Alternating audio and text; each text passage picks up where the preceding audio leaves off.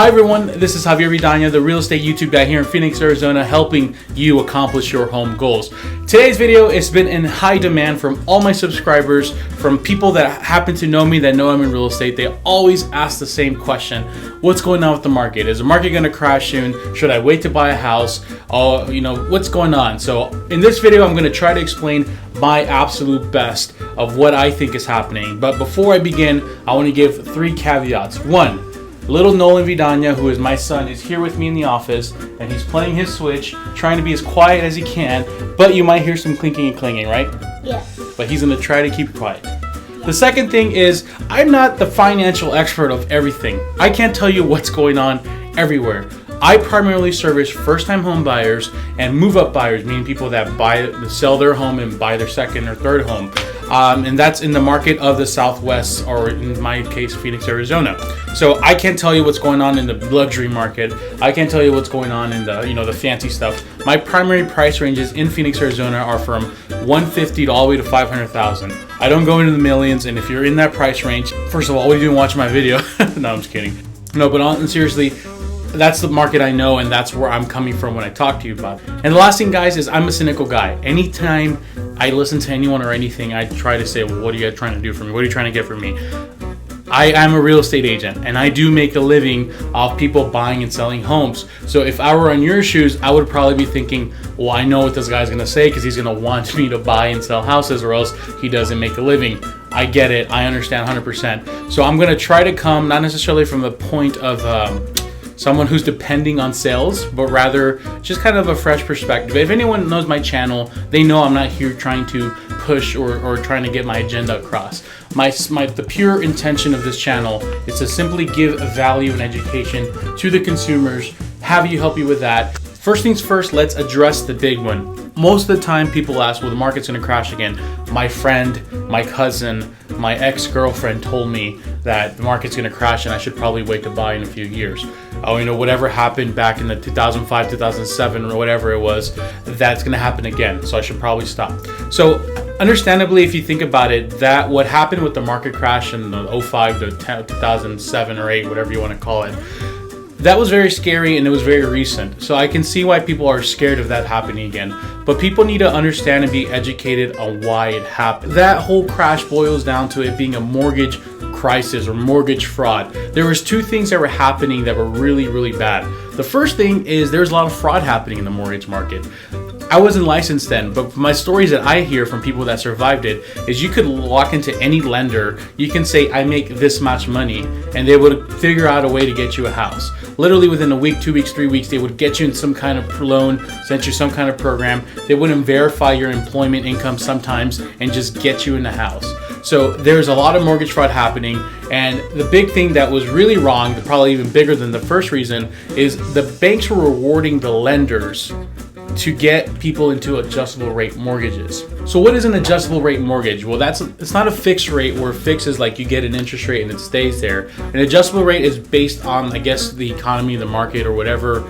I don't know how to exactly explain what it is, but the point is the interest rate will adjust up or down depending on what's going on with the market and certain things that the lender finds valuable, whatever, who the situation is.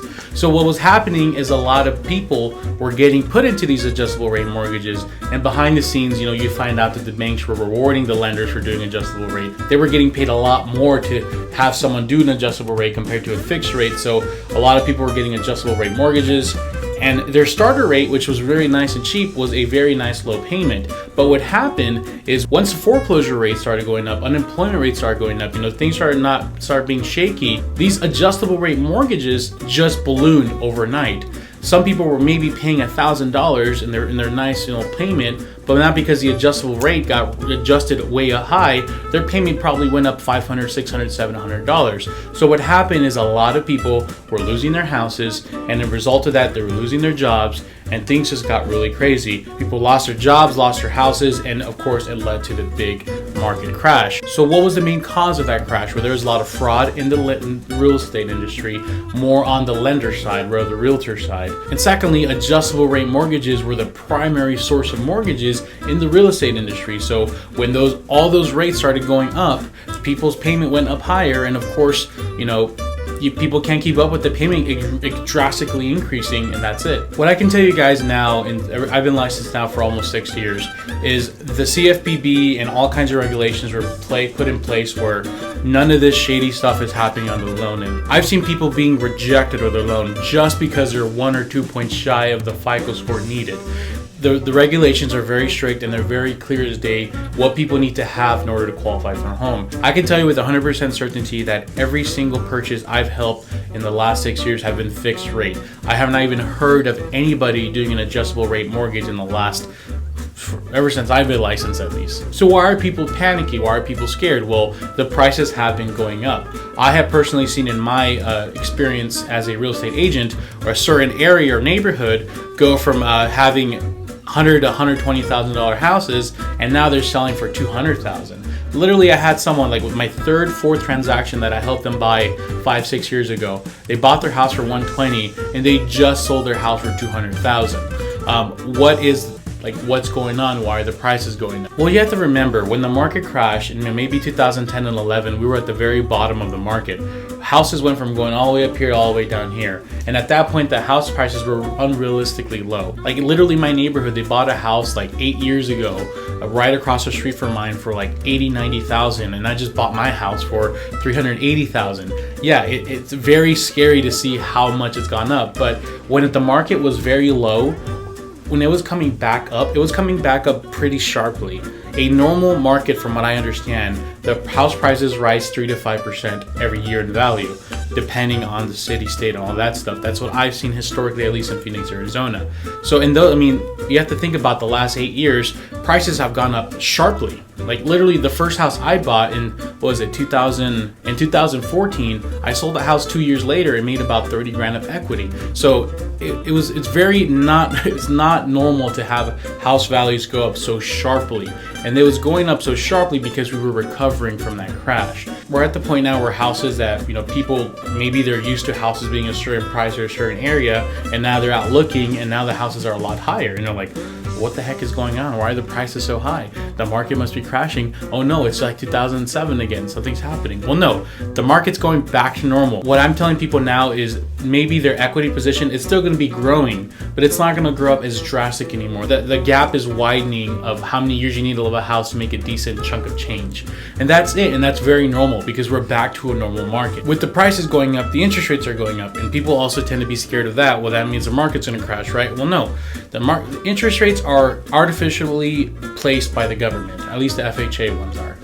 Government dictates the interest rate based on the employment rates and how people are doing in them, what they feel the United States citizen is doing. They were really low in the last 3 to 5 years. And yes, it is sad to think that if you would have bought a house 3 or 4 years ago, your interest rate might have been 3 to 3.5%, and now if you buy, it's going to be 4 to 6%. It's so sad. I understand that, but this is all signs of a recovering, and I would say a recovered market. I think what's happening is people are they feel bad because they missed their shot. Yes, the best time to buy was in 2011 to 2013-14. House prices were low, interest rates were low, things were really cheap, and yes, if we all would have bought a home there, we would all have been happy now. And now it hurts to buy a house for $200,000, when 4 years ago you would have been able to buy for $120,000 or $130,000. It is very disheartening, but you have to understand this is just part of life, right? Things are going to grow in price and value, and now I honestly believe that we're in a normal market where things are going to go up steadily now, and that's totally fine. But with the home prices rising, the rental rates are also rising. So if you want to rent a house, you can't rent a house for, at least in my area now, for under $1,000 unless you know the guy or you got a good deal. A decent rental now is going to cost you $1,300 to $1,600 for that same house. So it's still going to be about the same to rent or to buy.